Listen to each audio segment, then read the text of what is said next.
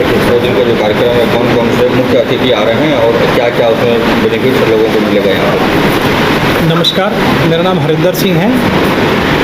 मैं असरफी हॉस्पिटल में नमस्कार, मेरा नाम हरिंदर सिंह है। मैं असरफी हॉस्पिटल में एज ए CEO कार्यरत हूँ। हम लोग 27 और 28 जून को 2 दिन के लिए कैंसर कॉन्क्लेव 2026 का आयोजन असरफी कैंसर संस्थान में कर रहे हैं। इस संस्थान में, इस कॉन्क्लेव में रांची, पटना, कलकत्ता और देश के और विभिन्न जगहों से बहुत सारे डॉक्टर आ रहे हैं जो अपना अपना अनुभव रखेंगे।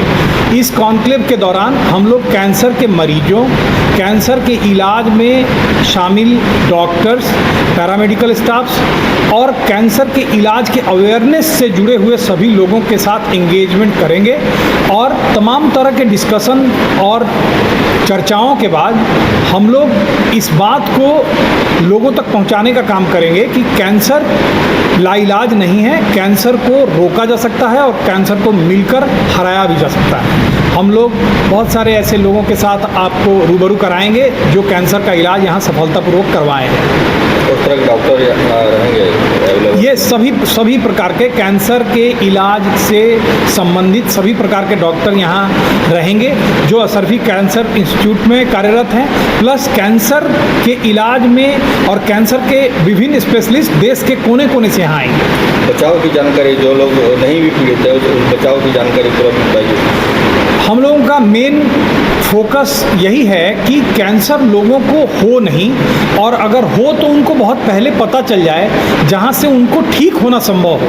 कैंसर में अगर एडवांस स्टेज हो जाता है तो उसमें बहुत बार क्यूरेटिव ट्रीटमेंट या उसको पूरी तरह से ठीक नहीं किया जा सकता है, लेकिन यदि हम लोग कैंसर को अर्ली स्टेज में पकड़ लेते हैं तो कैंसर से पूरी तरह मुक्त होकर हम लोग बिना कैंसर के हो सकते हैं और अपना ज़िंदगी पूर्वक जी सकते हैं। मुख्य अतिथि के रूप में कौन रहेंगे? यहाँ पर पहले दिन कैंसर कॉन्क्लेव का उद्घाटन भारत कोकिंग कोल लिमिटेड के CMD श्री मनोज अग्रवाल साहब करेंगे और एम्स के डायरेक्टर हैं जो दूसरे दिन साइंटिफिक सेशन का नितिन गंगने सर हैं, डॉक्टर साहब जिन्होंने हम लोगों को यहाँ आकर ब्लेस करने के लिए अग्री किया।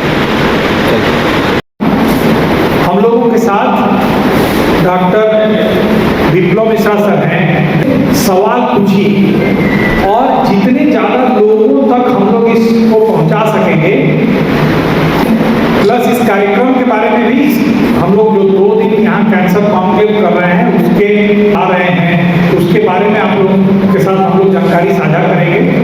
और यहाँ पर जो सेशंस होंगे 2 दिन का पूरा दिन भर का प्रोग्राम है, तो उस दौरान एक सोल्यूशन के रूप में हम लोग रखेंगे कि इसका क्या सोल्यूशन है, और ये इसमें एक डिस्कशन का फोरम है जहाँ पर समाज और कैंसर से जुड़े हुए मुद्दे, तो मैं उसको एड्रेस करते हुए शुरू करूँगा।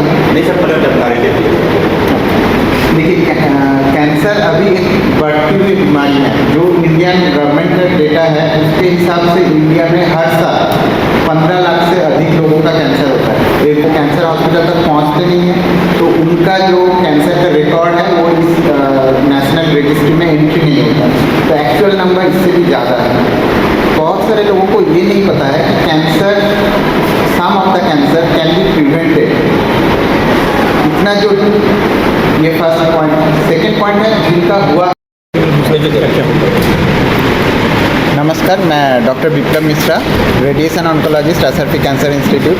We are going to organise a cancer conclave on 27th and 28th of this month. And ये कॉन्क्लेव का जो थीम है वो है प्रिवेंशन टू क्योर। तो cancer is a lethal disease, we all know about it. सब लोग डरते हैं ये डायग्नोसिस सुन के, लेकिन इसके बारे में सोसाइटी में अभी भी जानकारी के बहुत कमी है। बहुत सारे मिथ्स हैं जो लोग सोचते हैं कि बायोप्सी नहीं कराना है, chemotherapy is a deadly treatment modality. तो ये सारे मिथ्स को जो रियलिटी है उससे हम इनकाउंटर करेंगे, लोगों को जानकारी देंगे उसके बारे में।